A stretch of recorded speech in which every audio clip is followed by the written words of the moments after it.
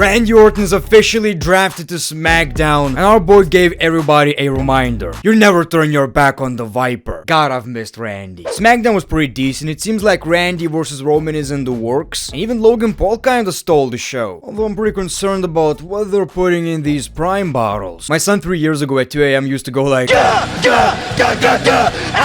give me the goddamn milk! I think our boy got inspired by Randy. And Logan might wanna chill with the fat jokes to Kevin Owens because I think it's this close to a real beef. Speaking of this, is your pee-pee feeling funny?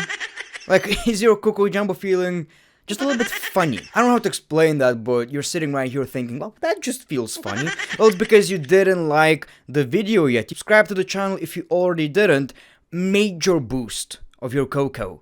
So make sure to do that, and let's talk about SmackDown. The show kicks off with Bianca Belair. She talked about their victory at War Games and thanked her partners. And she wants her women's championship back. We see Damage Control, everyone except for Bayley. Obviously, Damage literally took shots at Brooklyn, and they feel like Bianca does not deserve the title shot. If she wants another title shot, she has to go through each member of Damage Control. We see Charlotte Flair and Shotzi, and Bianca is not the only one coming for them. We see a big brawl, and the babyface team stands tall. So that story is simple. Bianca Belair wants the championship back, but there is a reason why we didn't see Bayley. So backstage, Bayley says, I would have been there if you guys told me that you're coming out to the ring. So apparently no one told Bayley about anything. And I believe the reason they're acting this way towards Bayley is because Bayley ate the pin. We're this close to a 4 horsewomen reunion, and something tells me Sasha is coming back soon too. So this is interesting. We saw Butch versus Bobby Lashley. Bobby doesn't even want to talk to Butch because he didn't earn his name yet. So first of all, some backstory. Butch and Ridge are kinda splitting up, so it seems like Butch is turning into a singles competitor. But the funny thing is, Bobby is a heel, but the crowd absolutely loved him. They loved him before the match. They chanted his name, which Bobby appreciates, and even during the match, you're watching a babyface Butch versus heel Lashley,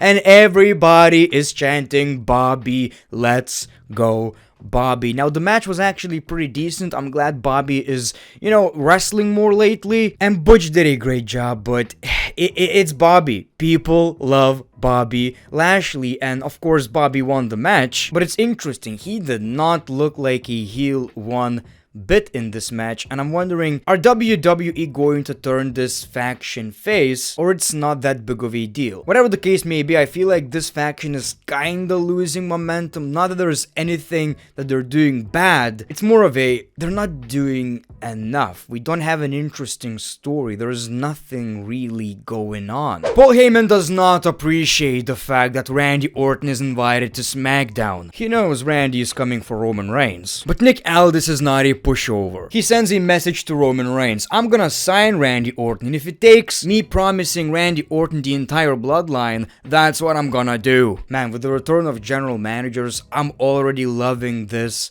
vibe, especially like the main event. It reminded me of that Batista moment from 2004. Obviously, Adam Pearce wants Randy too. Got me thinking, what is gonna happen with CM Punk? If CM Punk is going to be a free agent, that's fine. But if we don't see segments of Nick Aldis and Adam Pearce trying to get CM Punk to their brand, it just doesn't make that much sense. Why wouldn't they? Unless we see a segment of them agreeing that, okay, we can share CM Punk. By the way, CM Punk is gonna be next week on SmackDown. Can't wait. Pretty Deadly made fun of Butch's split with Ridge and his career. Butch snapped, but got his ass handed to him. I think the only question left is Butch bringing back his previous name, which is Pete Dunne? At this point, I don't think it's really necessary. I'm fine with it, don't get me wrong. But when Walter became Gunter, we at first kinda hated it, but now, I think Gunter sounds even better. Maybe same goes with Butch. Then we saw Santos Escobar versus Wild, former partners, so this was a pretty exciting match, and I think this might be one of the very few times I've seen Wild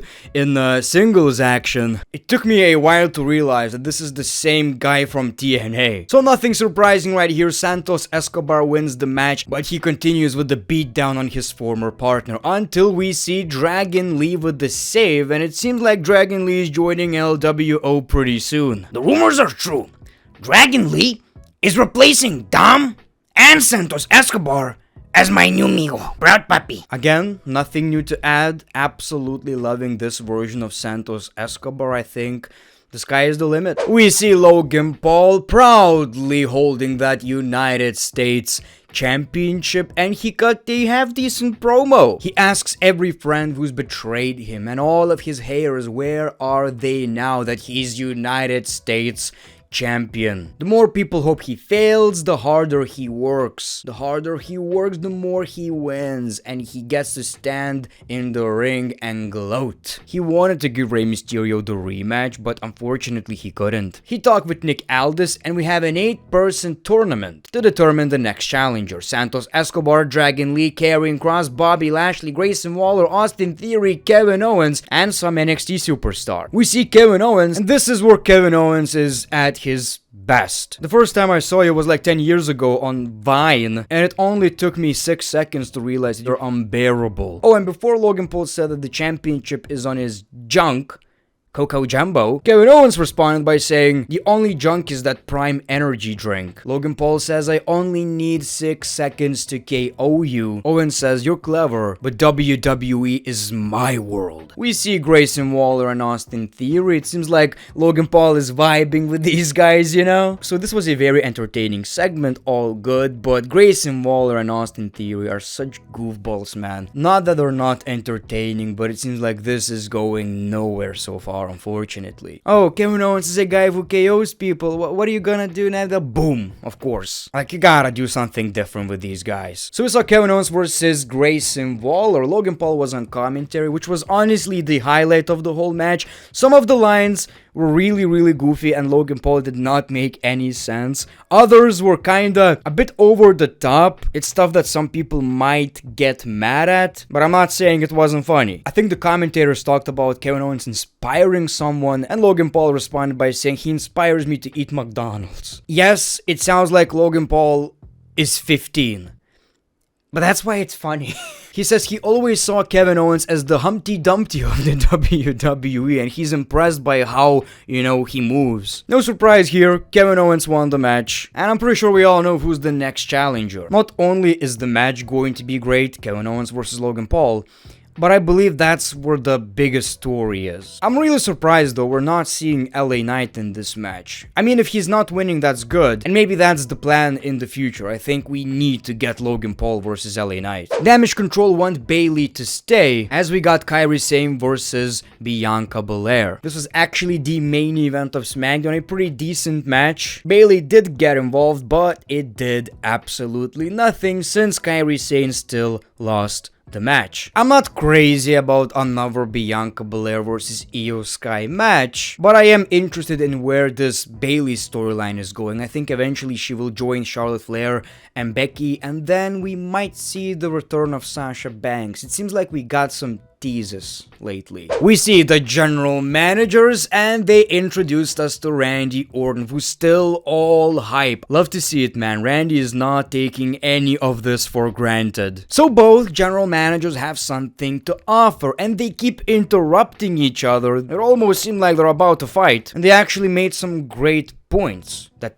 actually made sense. Adam Pearce promised him that whoever is the WWE World Champion after all, whether it's Jey Uso or Seth Rollins, Randy is next in line for a title shot. Nick Aldis promised him the bloodline. So Randy had a big decision to make. Although we all knew what he's going to pick. We see Paul Heyman, big pop. By the way, the crowd was unbelievable. And he says there will be no decision to make because we see Solo Sikoa and Jey Uso. We got a big brawl, so Randy Orton is outnumbered, but we hear LA Knight's music and the crowd popped. I was worried, man. After the return of Randy Orton and CM Punk, I was like, where does this leave LA Knight? I mean, we all love the dude, but maybe the WWE fans will kind of forget about him. So far, thankfully, he's still getting that crowd reaction. So I was kind of worried, but it seems like it's all good. So LA Knight takes care of Solo Sikoa, and Randy Orton did his signature pow pow pow pow pow pow.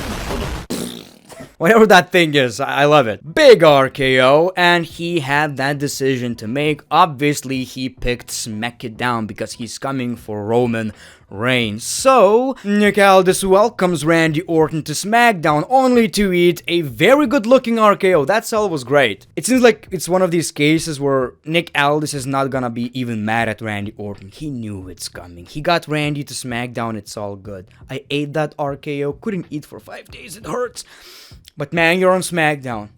Just Randy being Randy. That's what I love so far about this Randy Orton run. He looks like a big star again. People started taking Randy for granted. You know, he wasn't a tag team. It was entertaining and all, but people didn't even look at matches like Reigns versus Roman as big pay-per-view matches, and that's crazy to me. Now it's a different story. So I'm really glad that Randy Orton is back where he belongs. And I'm glad he's on SmackDown. That Randy versus Roman Reigns match is gonna be good, man. It's gonna be good. I know it's predictable, but at this point, in my opinion, it's almost like an attraction match. Like, you just wanna see these guys both in the ring at the same time, half naked. Anyway, so a pretty decent episode of SmackDown in my opinion. Obviously, the highlights were Randy Orton and Logan Paul, so there's something to talk about. Thank you for watching this video, The Great One. Peace, love, and hugs. It's been a pleasure.